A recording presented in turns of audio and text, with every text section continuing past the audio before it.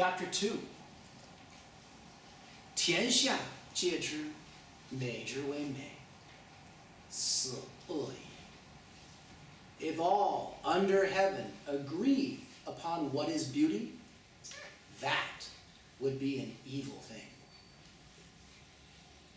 皆知善之为善，斯不善已。If all agree upon what is goodness, that would not be good. 有物相生，难以相成。Having and non-having, existence, non-existence, create each other. Difficult and ease shape each other. 长短相形，高下相宜。Long and short is only by comparison. High and low is only by amount. 音声相和，前后相随，恒也。Music and sound harmonize each other. Front and back follow each other. Dramatic pause in classical Chinese, eternally, 恒也 forever. 是以圣人处无畏之事，行不厌之教。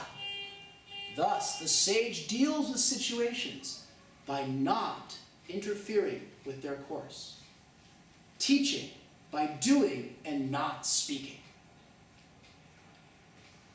玩物坐而不辞，胜而不有，为而不恃。Doing all things without dictating how they should be done, creating things without concern of their existence, using things without reliance upon them. 共成而不居，富贵不居，失以不去。Succeeding, but not resting upon that success. Accepting that there is no rest, success is never lost. Chapter 2.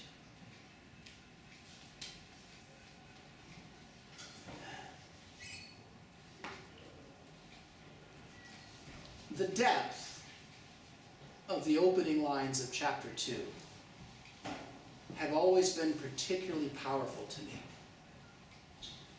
If everybody agreed what is beautiful, that's no longer beautiful.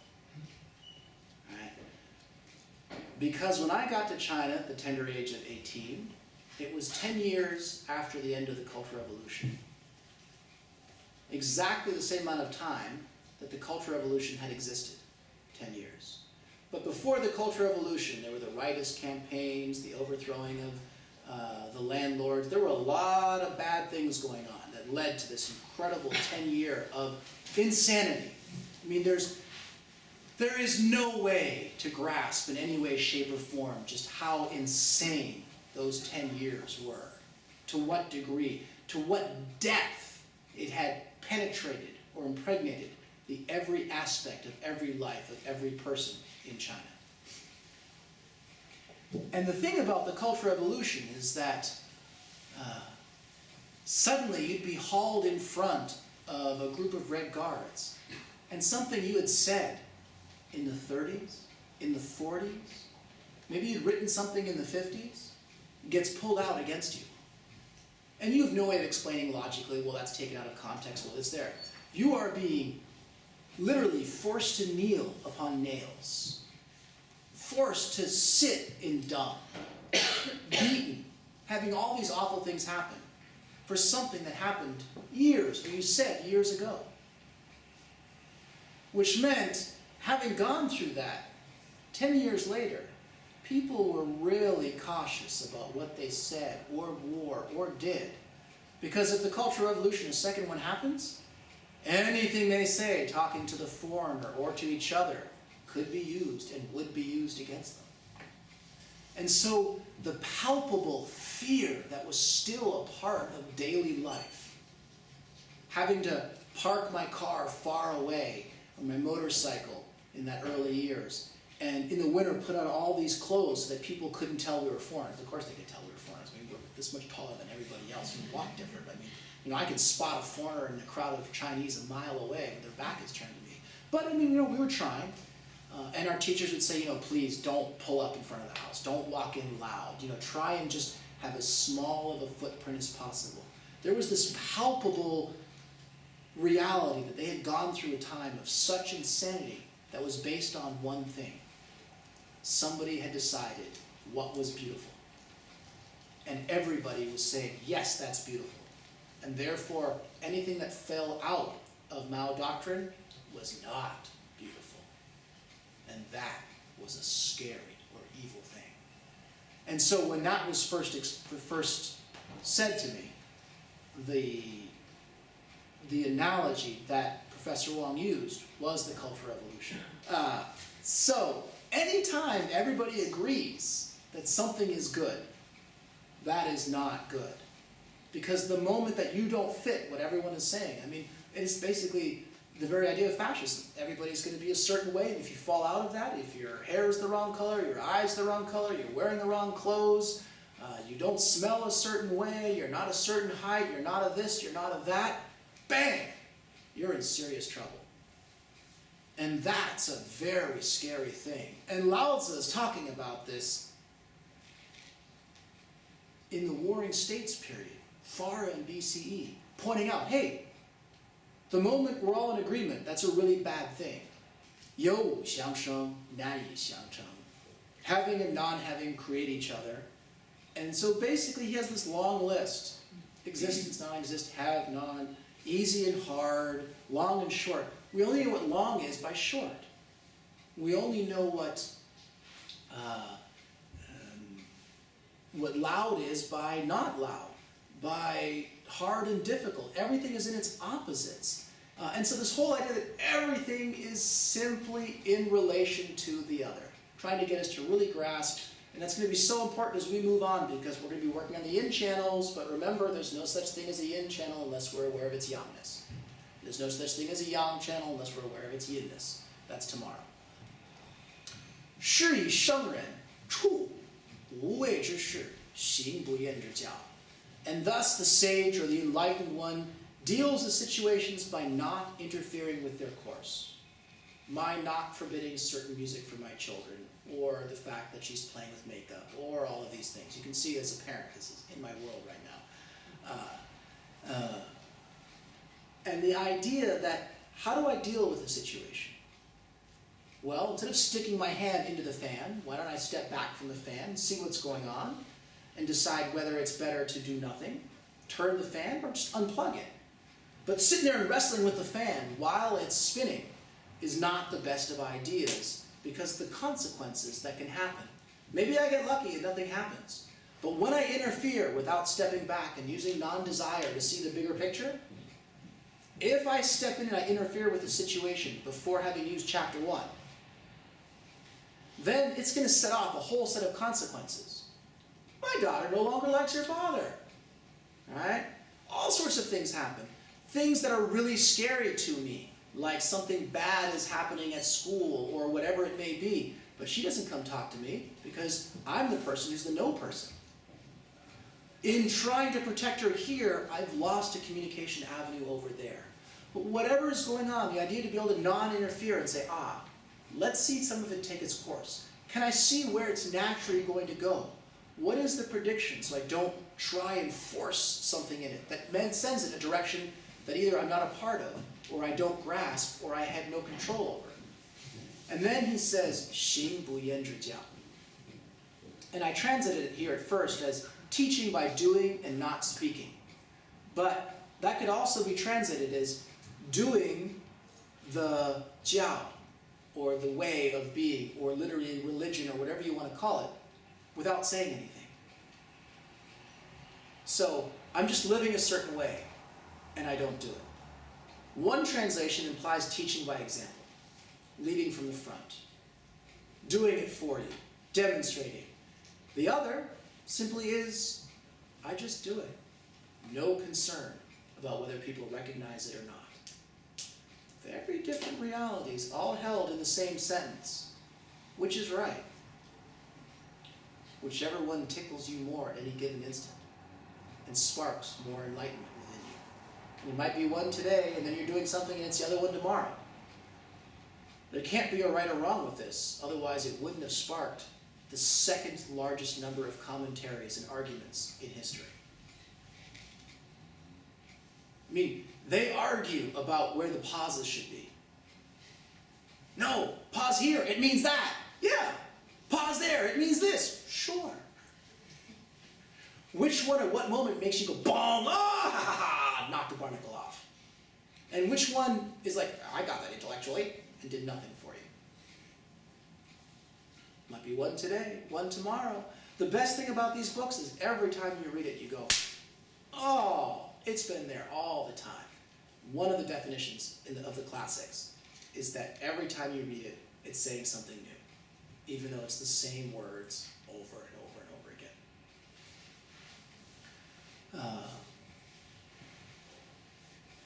Down at the bottom, he says, 功成而不居.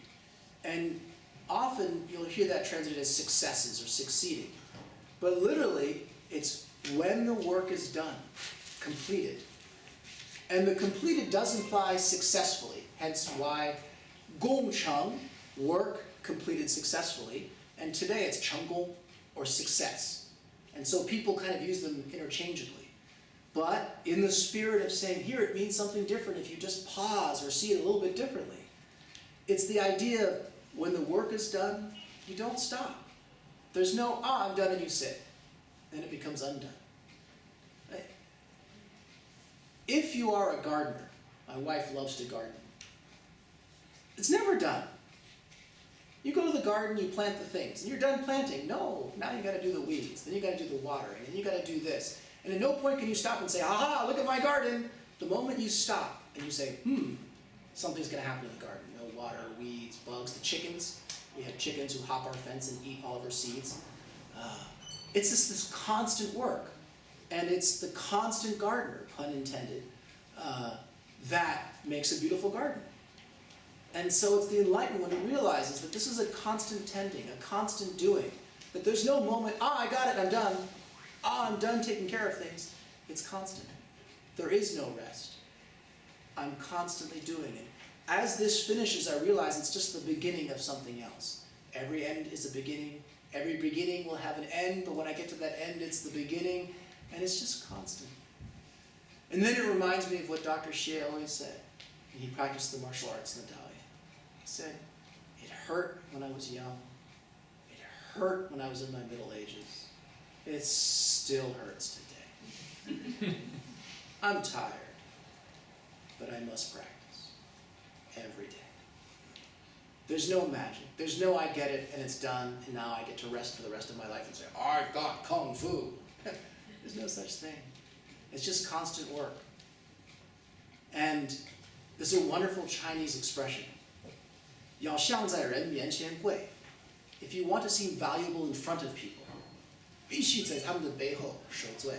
You must suffer behind their backs. What that means is you have to put in a lot of work to be able to do things that other people say, oh wow, he's so great at that. You aren't seeing all the effort they put in to be that great. And what Lao Tzu is talking about here is that it's constant effort. We must do. And the nice thing is this effort is very pleasurable because there's non-effort and effort and all of these things going on. But at no point do we ever just get to say, we're done.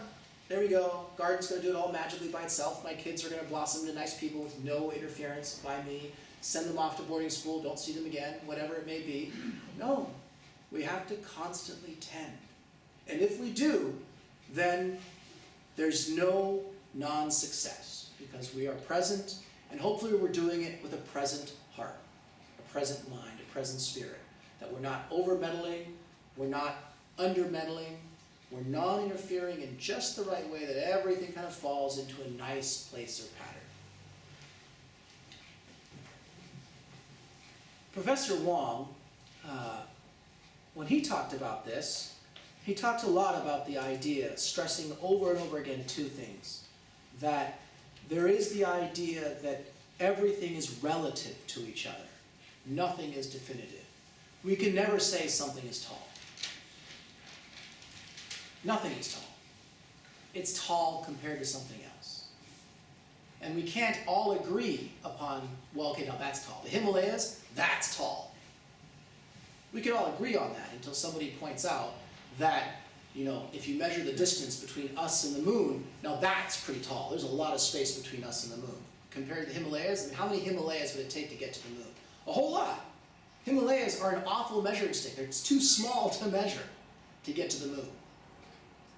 And so constantly stressing that we want to be in comparison because he'd lived in a time that was really scary, where everybody was suddenly blindly believing for a while, particularly the young, blindly believing that something was good. This was the way. This would make a perfect utopia.